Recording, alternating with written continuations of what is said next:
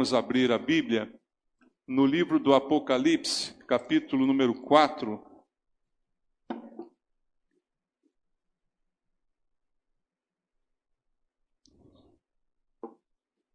Apocalipse, capítulo 4. Nós vamos ler os dois capítulos, capítulo 4 e capítulo 5. Apocalipse 4 e 5. Você achou na Bíblia? A palavra de Deus diz assim: Depois destas coisas olhei, e eis não somente uma porta aberta no céu, como também a primeira voz que ouvi, como de trombeta, ao falar comigo, dizendo: Sobe para aqui, e te mostrarei o que deve acontecer depois destas coisas. Imediatamente eu me achei em espírito, e eis armado no céu um trono, e no trono alguém sentado. E esse que se acha assentado é semelhante no aspecto à pedra de jaspe e de sardônio, e ao redor do trono há um arco-íris semelhante no aspecto à esmeralda. Ao redor do trono há também 24 tronos, e assentados neles 24 anciãos vestidos de branco, em cujas cabeças estão coroas de ouro. Do trono saem relâmpagos, vozes e trovões, e diante do trono ardem 7 tochas de fogo, que são os 7 Espíritos de Deus. Adiante do trono, um como que mar de vidro, semelhante ao cristal. E também no meio do trono e à volta do trono, 4 seres viventes cheios de olhos por diante e por detrás. O primeiro ser vivente é semelhante a leão, o segundo semelhante a novilho, o terceiro tem o rosto como de homem, e o quarto ser vivente é semelhante à águia quando está voando. E os 4 seres viventes, tendo cada um deles, respectivamente, 6 asas, estão cheios de olhos, ao redor e por dentro. Não tem descanso, nem de dia, nem de noite, proclamando: Santo, Santo, Santo é o Senhor Deus, o Todo-Poderoso, aquele que era e que há de vir. Quando estes seres viventes derem glória, honra e ações de graças ao que se encontra sentado no trono, ao que vive pelos séculos dos séculos, e os 24 anciãos prostrar-se-ão diante daquele que se encontra sentado no trono, adorarão o que vive pelos séculos dos séculos e depositarão as suas coroas diante do trono, proclamando: Tu és digno, Senhor e Deus nosso, de receber a glória, a honra e o poder, porque todas as coisas tu criaste, sim, por causa da tua vontade, vieram a existir e foram criadas. Vi na mão direita daquele que estava sentado no trono um livro, escrito por dentro e por fora, de todo selado com 7 selos. Vi também um anjo forte que, proclamando em grande voz: Quem é digno de abrir o livro e de lhe desatar os selos? Ora, nem no céu, nem sobre a terra, nem debaixo da terra, ninguém podia abrir o livro, nem mesmo olhar para ele. E eu chorava muito, porque ninguém foi achado digno de abrir o livro, nem mesmo de olhar para ele. Todavia, um dos anciãos me disse: Não chores, eis que o leão da tribo de Judá, a raiz de Davi, venceu para abrir o livro e os seus 7 selos. Então vi no meio do trono e dos 4 seres viventes e entre os anciãos de pé um cordeiro, como tendo sido morto. Ele tinha 7 chifres, bem como 7 olhos, que são os 7 Espíritos de Deus enviados por toda a terra. Veio, pois, e tomou o livro da mão direita daquele que estava sentado no trono. E quando tomou o livro, os 4 seres viventes e os 24 anciãos prostraram-se diante do cordeiro, tendo cada um deles uma harpa e taças de ouro, cheias de incenso, que são as orações dos santos, e entoavam um novo cântico, dizendo: Digno és de tomar o livro e de abrir-lhe os selos, porque foste morto, e com o teu sangue compraste para Deus os que procedem de toda tribo, língua, povo e nação, e para o nosso Deus os constituíste reino e sacerdotes, e reinarão sobre a terra. Vi e ouvi uma voz de muitos anjos ao redor do trono, dos seres viventes e dos anciãos, cujo número era de milhões e milhares de milhares, proclamando em grande voz: digno é o Cordeiro que foi morto de receber o poder, a riqueza e sabedoria e força e honra e glória e louvor. Então ouvi que toda criatura que há no céu e sobre a terra, debaixo da terra e sobre o mar, e tudo que neles há, estava dizendo: aquele que está sentado no trono e ao Cordeiro, seja o louvor e a honra e a glória e o domínio pelos séculos dos séculos. E os 4 seres viventes respondiam: amém. Também os anciãos prostraram-se e adoraram. Amém. Pai, tua palavra foi lida mais uma vez, e agora, Senhor, o que nós precisamos é entender aquilo que lemos, é aplicar na nossa vida os ensinamentos que o Senhor nos deixou. E para isso, o nosso grande interesse essa noite é de ouvir a tua voz. Nós não estamos aqui para ouvir as doutrinas de homens, as histórias do mundo, mas a palavra de Deus, palavra que nos foi deixada para edificação, para a produção de fé, para a geração de vida. Ela é vida, ela é alimento para nós. E nós queremos e precisamos deste alimento. Mais uma vez te pedimos, fala conosco, Senhor. E eu, Pai, entrego a minha vida a Ti, peço Tua misericórdia, Tua graça, a unção do Teu Espírito, para que eu seja capaz de ministrar a Tua palavra e ela cumpra os Teus propósitos na vida de todos aqueles que vão ouvi-la esta noite. É o que eu te peço em oração com meus irmãos, em nome de Jesus. Amém.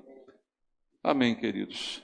Nós estamos diante de um texto, talvez pouco lido, pouco comentado na igreja de uma maneira geral, mas que talvez seja ele um dos textos mais importantes do Novo Testamento. Por quê? Porque ele vai mostrar para nós quem é Jesus. Mais uma vez eu insisto nesse tema que abordei semana passada, hoje pela manhã.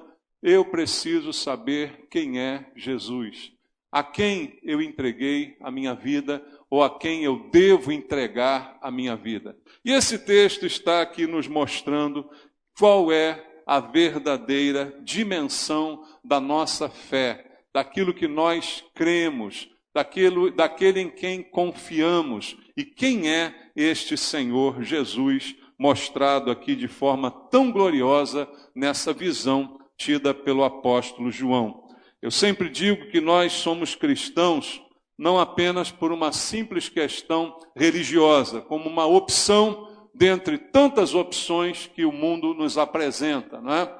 Hoje você pode escolher um monte de coisa, inclusive a religião. Religião é o que não falta, né? Existe um leque enorme delas que tem tudo para agradar a pessoa até mais exigente. Ela vai encontrar em alguma religião algo que vá responder suas dúvidas e, de fato, encaixar com aquilo que ela deseja. Mas eu não sou cristão por uma questão religiosa, mas porque Cristo é a razão de todas as coisas. E é isso que esse texto aqui mostra para nós com todo o esplendor da visão do apóstolo João. Nesse texto, a Bíblia diz que Jesus, de fato, é o princípio e o fim de todas as coisas. Quando o apóstolo João, no início do seu evangelho, diz: no princípio era o verbo, e o verbo estava com Deus, e o verbo era Deus. Já estava lá no princípio, Jesus, Criador, na criação, como Paulo também diz aos Colossenses, e no final de todas as coisas convergem também para Jesus. Esse é o Jesus apresentado pelas Escrituras Sagradas. E esse texto vai mostrar quão profundas são todas essas coisas que nós precisamos crer e entender. São coisas profundas, mas ao mesmo tempo simples, para aquele que deseja acreditar, para aquele que recebe de Deus e de fato se rende ao Senhor. Então, alguns comentários eu quero fazer contigo a respeito desse texto que nós lemos, capítulo 4 e capítulo 5. Eu creio que aqui está um evangelho a ser anunciado. Mesmo no livro do Apocalipse, nós temos uma boa nova, nós temos um evangelho a ser compartilhado. E aqui, no versículo 2 do capítulo 4 que nós lemos, me vem logo à mente algo importante de ser conhecido. Diz assim João na sua visão: imediatamente eu me achei em espírito, e eis armado no céu um trono. E no trono, o que tinha no trono, irmãos? Alguém assentado. Alguém estava sentado neste trono. Esta visão de João mostra Deus sentado no seu trono, ou seja, regendo, governando, com autoridade. Há alguém assentado no trono, como diz a palavra do Senhor, no trono do universo. Deus não criou o mundo e o largou à sua própria sorte. Muitas vezes a gente fica pensando que Deus não está vendo, que Deus não está agindo, mas Deus está reinando. E na visão de João, a primeira coisa que ele vê é essa grandeza, essa maravilha. Ele descreve aquela visão com elementos que ele conhecia para tentar descrever um pouco a maravilha que ele estava presenciando. Tanto que ele no verso 3 diz: e esse que se acha sentado é semelhante no aspecto à pedra de jaspe e de sardônio, e ao redor do trono há um arco-íris semelhante no aspecto à esmeralda. Ele descreve aquelas cores, aquelas maravilhas que ele está visualizando, mas o mais importante é que tem alguém reinando. E esse que está reinando, versículo 4, diz assim: ao redor do trono há também 24 tronos, e assentados neles 24 anciãos vestidos de branco, em cujas cabeças estão coroas de ouro. E há muita discussão sobre quem seriam os 24 anciãos, né? Seriam 12 deles representantes das tribos de Israel, 12 os apóstolos. Tantas observações podem ser feitas sobre esse significado, mas eu não quero saber quem eram os 24 anciãos, mas o que eles representam.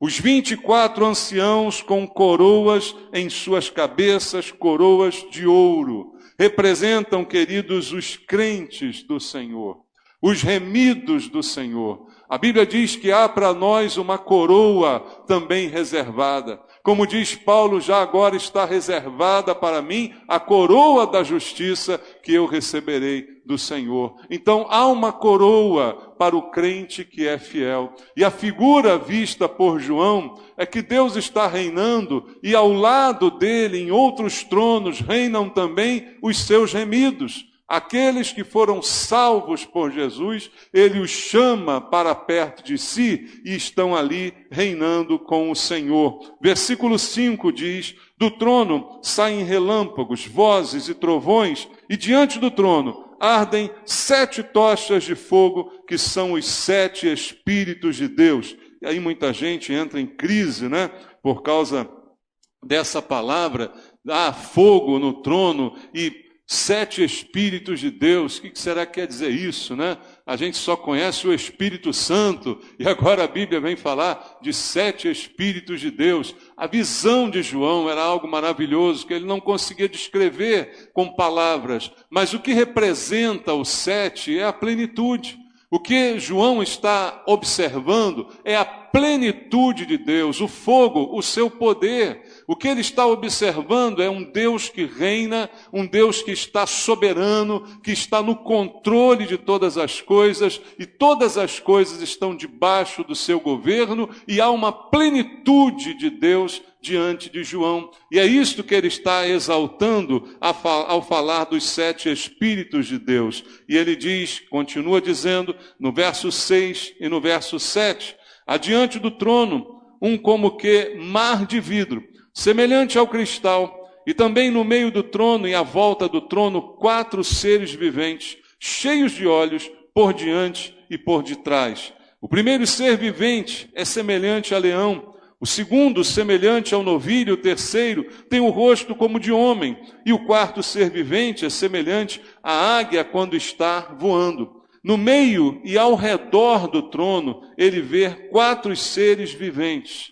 E o que são esses 4 seres viventes? Uma visão que a gente fica querendo imaginar, que a gente fica querendo visualizar, desenhar, mas o que João está vendo é aquilo que está impactando o seu coração. E ao falar dos 4 seres viventes, ele coloca características em cada um deles. E diz também o que cada um deles está fazendo. Veja o versículo 8.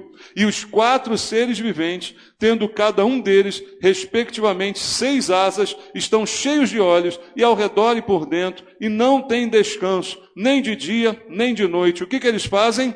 Eles proclamam: Santo, Santo, Santo é o Senhor, Deus, o Todo-Poderoso, aquele que era, que é e que há de vir. Os 4 seres viventes são proclamadores. Queridos, nós vemos na Bíblia a proclamação do Evangelho. Quantos evangelhos são? 4. Mateus, Marcos, Lucas e João. Você já frequentou a escola bíblica dominical? Não me fala, para não ficar com vergonha. Se você frequentou a escola bíblica dominical, você já deve ter ouvido que cada evangelho tem a sua peculiaridade. São 4 versões da mesma história. Não há contradições, há visões diferentes. E Jesus é apresentado através dos evangelhos. Jesus é mostrado, os evangelhos revelam Jesus ao mundo. Mas cada um dos evangelistas, ou seja, dos homens que foram usados por Deus, ministrados pelo Espírito Santo para escrever o evangelho, cada um deles apresentou um aspecto diferenciado de Jesus. Nós percebemos no evangelho segundo Mateus que ele foi escrito para os judeus. O foco de Mateus eram os judeus. E ele faz questão de apresentar Jesus como cumprimento das profecias judaicas, mostrando que Jesus é o rei, é o Messias, aquele que viria. E o primeiro ser vivente, diz a Bíblia, tem a semelhança de um leão. É o rei dos animais, mostrando Jesus como rei, como aquele que reina e está cumprindo nele todas as Escrituras. Diz também a Bíblia no Evangelho segundo Lucas, e você percebe em Lucas o médico amado, assim Paulo se referia a ele, que é um evangelho fruto de uma pesquisa que ele fez. Ele próprio não foi alguém que andou com Jesus, mas ele pesquisou sobre Jesus e ele está escrevendo com o propósito de mostrar a humanidade de Jesus. Lucas é o que mostra Jesus como homem, que sofre, que chora, que ri, que tem tudo aquilo que um homem tem, e ele escreve não para os judeus, mas para os gentios, e apresenta Jesus no aspecto humano. Olhamos para o segundo ser vivente, e diz a Bíblia que o segundo é semelhante a novilho, e o terceiro tem o rosto como de homem, e o quarto ser vivente é semelhante à águia quando está voando. Então, eu pulei aqui, né? Eu falei de Lucas, esqueci de falar de Marcos, porque Marcos é quem apresenta Jesus como novilho, como servo. A apresentação de Marcos é aquele que veio servir. Em Marcos 10:45, nós temos aquele famoso versículo que diz que o próprio Filho do Homem não veio para ser servido, mas para servir e dar a sua vida em resgate por muitos. Então, o segundo ser vivente apresenta Jesus como o novilho, como o servo, e o segundo ser vivente visto por João tem a aparência de um novilho. O terceiro, o homem, apresentado por Lucas. E o quarto evangelho, o evangelho segundo João, que apresenta Jesus como o amor, apresenta Jesus como Deus. É aquele que disse, como eu citei aqui, o princípio, e era o verbo estava com Deus, e o verbo era Deus. É aquele que diz claramente, Jesus é Deus. É aquele que lá em João capítulo 10, verso 30, diz, eu e o Pai somos um. Então João apresenta Jesus como Deus. E a visão do quarto ser vivente é aquele semelhante à águia quando está voando, mostrando a plenitude, mostrando o poder, a supervisão, a visão sobre todas as coisas. Esses 4 seres viventes representam, queridos, a proclamação do Evangelho, proclamando dia e noite que Deus é santo, proclamando dia e noite que o homem é pecador e que Deus é santo e que o homem precisa render-se a Deus. Essa é a proclamação do Evangelho de Jesus Cristo e ela serve para a glória de Deus. Continua o texto no versículo número 9, dizendo: quando estes seres viventes derem glória, honra e ações de graça ao que se encontra sentado no trono e ao que vive pelos séculos dos séculos, e os 24 anciãos prostrar-se-ão diante daquele que se encontra sentado no trono e adorarão o que vive pelos séculos dos séculos e depositarão as suas coroas diante do trono, proclamando: Tu és digno, Senhor e Deus nosso, de receber a glória, a honra e o poder, porque todas as coisas Tu criaste, sim, por causa da Tua vontade, vieram a existir e foram criadas. Quando este evangelho, a proclamação dos 4 seres viventes, concluir o seu trabalho, e esse trabalho está em fase de conclusão, o evangelho ainda é anunciado. Ainda está aberta a porta da salvação.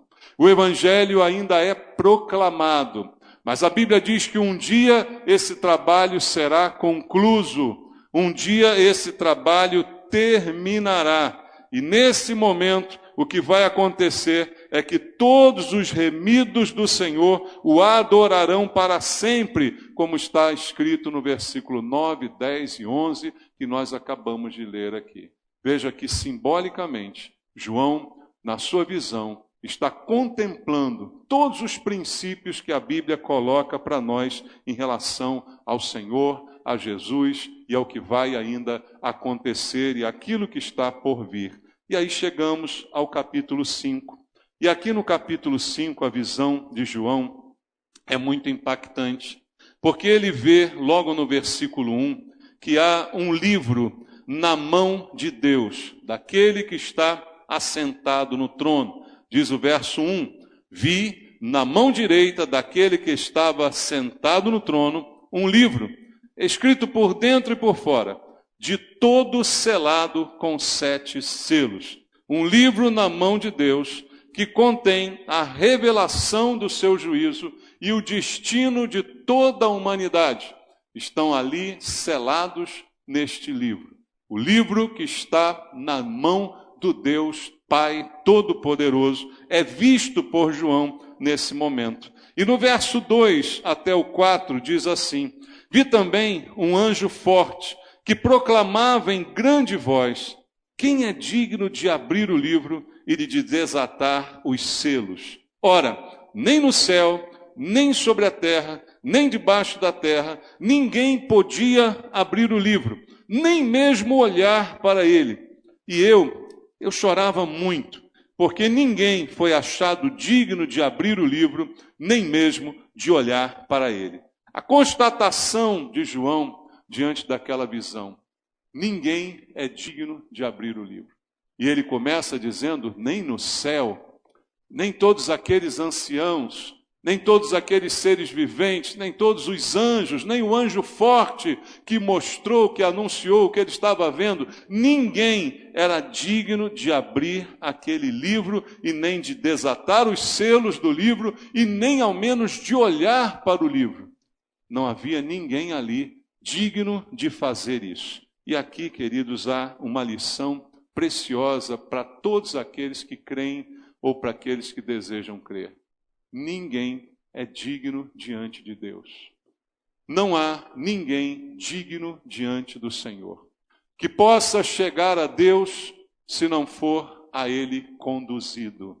Por isso Jesus disse: eu sou o caminho, a verdade e a vida. Ninguém vem ao Pai a não ser por mim. Ninguém é digno de se apresentar diante de Deus para cobrar, para reivindicar, para mostrar seu currículo, para dizer que fez coisas boas, para mostrar os seus méritos. E veja, nós estávamos diante de anciãos remidos, representando a igreja do Senhor, gente salva, mas mesmo assim não eram dignos de abrir o livro. Estávamos aqui diante de anjos, mas os anjos não eram dignos de abrir o livro. Estávamos aqui diante dos seres viventes, dos evangelhos sendo proclamados, mas também estes não eram dignos de abrir o livro. O que esse texto mostra para a gente é o conceito fundamental que todo ser humano precisa entender se ele deseja ser salvo. Ele precisa entender que ele jamais será salvo por conta própria. Que ele jamais será salvo por merecimento, por esforço próprio, por currículo, por boas ações, por boas atitudes, por boas obras que ele faça. Ninguém é digno de abrir o livro, de desatar-lhe os selos, nem mesmo de ousar olhar para o livro. Não havia ninguém digno e até hoje não há. Diante de Deus, nós somos pecadores. Por isso a Bíblia diz em Romanos 3:23, todos pecaram e carecem da glória de Deus. Há uma carência no ser humano da glória do Senhor. E essa carência impede que qualquer um de nós se apresente a Deus cobrando, reivindicando, reclamando, falando qualquer coisa, se achando no direito de qualquer realização. Ninguém é digno diante do Senhor. E se não sou digno, não tenho nada para oferecer a Deus que me torne digno. O homem não tem nada para trocar com Deus. A ideia de trocar com Deus é por si só ridícula. Porque quem troca oferece algo que o outro não tem para receber também aquilo que não possui. Então, amados, o homem não pode trocar com Deus, porque ele não tem nada para oferecer a Deus. O homem não tem dignidade alguma para abrir o livro, para olhar para ele, para desatar os selos. O homem não tem nada para oferecer e essa realidade é uma das mais importantes para que o homem possa ser salvo. Reconhecer que ele está perdido. Reconhecer que ele não é digno de coisa alguma. Por mais dignos que nós possamos nos esforçar para ser nesse mundo, existem pessoas dignas nesse mundo. E eu espero ser uma delas, que você também o seja.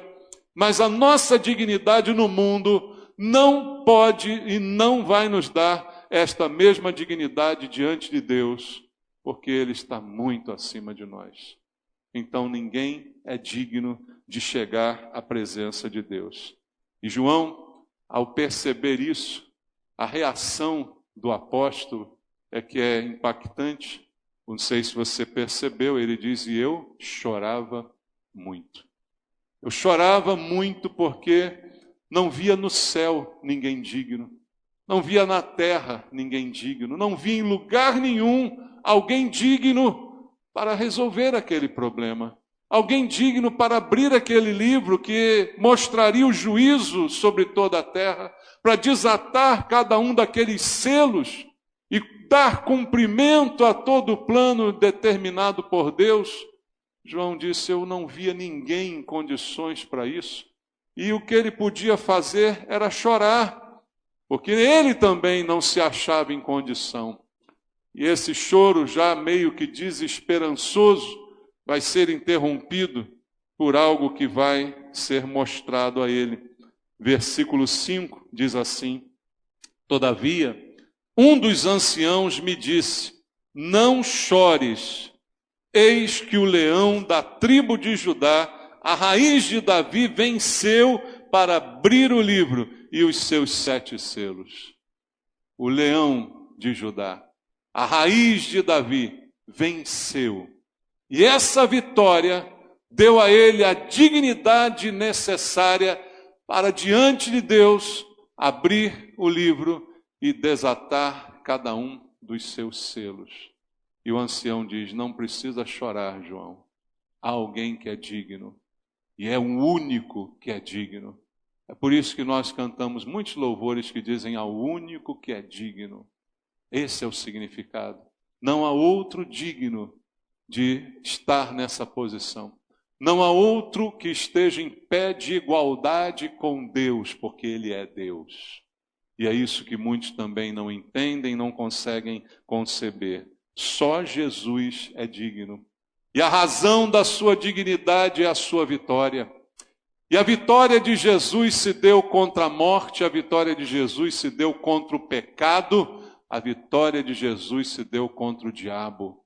Então ele é digno de abrir os selos daquele livro e de desenrolar todos os acontecimentos que estão para serem desenrolados à abertura desses selos que estão aqui descritos por João.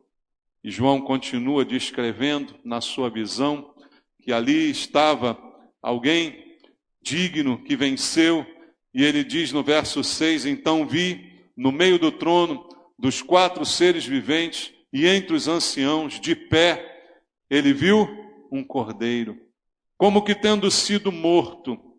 Esse João viu um cordeiro.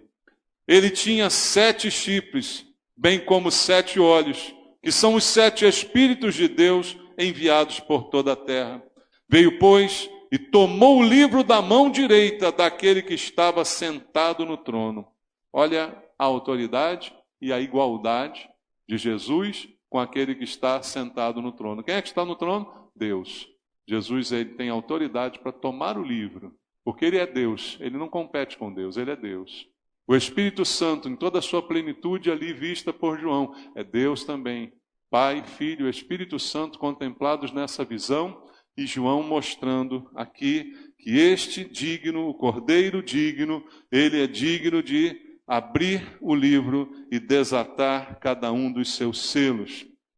E então, quando tomou o livro, os 4 seres viventes e os 24 anciãos prostraram-se diante do Cordeiro, tendo cada um deles uma harpa e taças de ouro cheias de incenso, que são as orações dos santos. E entoavam um novo cântico, dizendo: digno és de tomar o livro e de abrir-lhe os selos, porque foste morto, e com o teu sangue compraste para Deus os que procedem de toda a tribo, língua, povo e nação. E para o nosso Deus os constituíste reino e sacerdotes, e reinarão sobre a terra. A visão de João, ele aqui descrevendo o que fez Jesus por aquele que é salvo. Veja, ele é digno porque ele venceu. Ele é digno porque ele foi morto e com o seu sangue comprou para Deus gente que procede de qualquer tribo, de qualquer povo, de qualquer raça, de qualquer nação. E constituiu estas pessoas, nós, reino e sacerdotes. Por isso os 24 anciãos representam o reino, o sacerdócio universal de todo crente em Jesus Cristo. E isto foi conquistado por Jesus, e é por isso que ele é o único digno de abrir o livro e de desatar os selos. Por isso, a Bíblia diz que, no versículo 11, vi e ouvi uma voz de muitos anjos ao redor do trono, dos seres viventes e dos anciãos, cujo número era de milhões e milhares de milhares, proclamando em grande voz: digno é o Cordeiro que foi morto, de receber o poder e a riqueza e a sabedoria e força, e a honra e a glória e o louvor. Então, ouvi que toda criatura que há no céu e sobre a terra, debaixo da terra e sobre o mar, e tudo que neles há, estava dizendo: aquele que está sentado no trono e ao Cordeiro, seja o louvor e a honra e a glória e o domínio pelos séculos dos séculos. E os 4 seres viventes respondiam: amém. Também os anciãos prostraram-se e adoraram. Jesus é o único digno de ser louvado, é o único digno de ser adorado. Jesus é o princípio e é o fim. Jesus é tudo e em todos. E não há salvação em nenhum outro a não ser em Jesus. É porque ele pôde comprar para Deus com o seu sangue pessoas de todo o mundo, de todas as raças, foram compradas por seu sangue. Mas para que isso aconteça com você, você precisa se render a Jesus. Você precisa reconhecer que ele é o único digno. Você precisa reconhecer que você não é digno que você não tem dignidade em si mesmo e não tem suficiência para chegar diante de Deus reivindicando algum tipo de bom comportamento, mas que você precisa ter sido comprado por este sangue. O sangue vertido na cruz foi o preço pago pela vida daquele que se entrega. Mas pela vida daquele que não se entrega não há pagamento, porque esta própria pessoa não vê necessidade de pagar pelos seus pecados. Então Jesus é o único digno. Se você quer ser um dos 24 anciãos, se você quer ser um dos remidos do Senhor, um daqueles que foram comprados por Deus, você precisa render-se a Jesus. Não há outro digno a não ser o Senhor.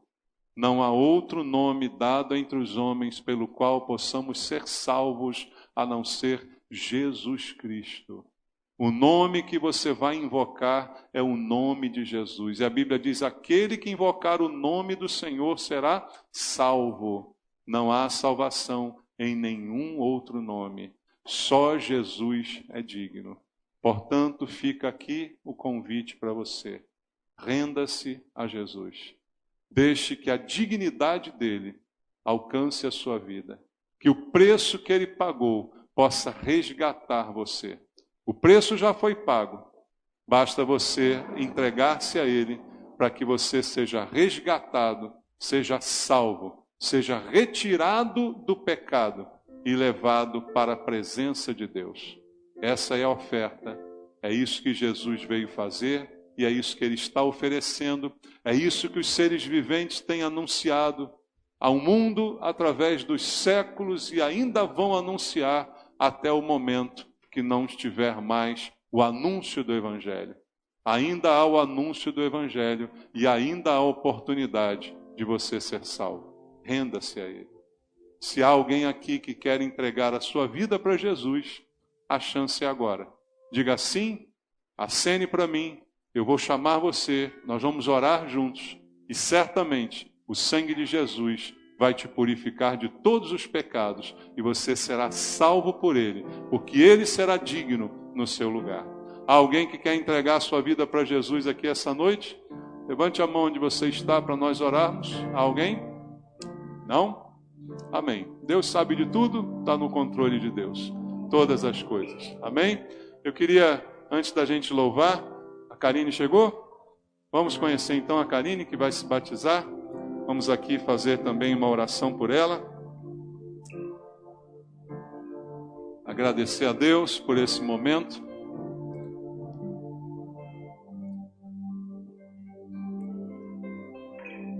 Amém, Karine. Amém. Deus te abençoe. Vamos orar? Senhor, Tu conheces a Karine, Pai, e sabe das suas lutas e dificuldades para chegar até esse momento.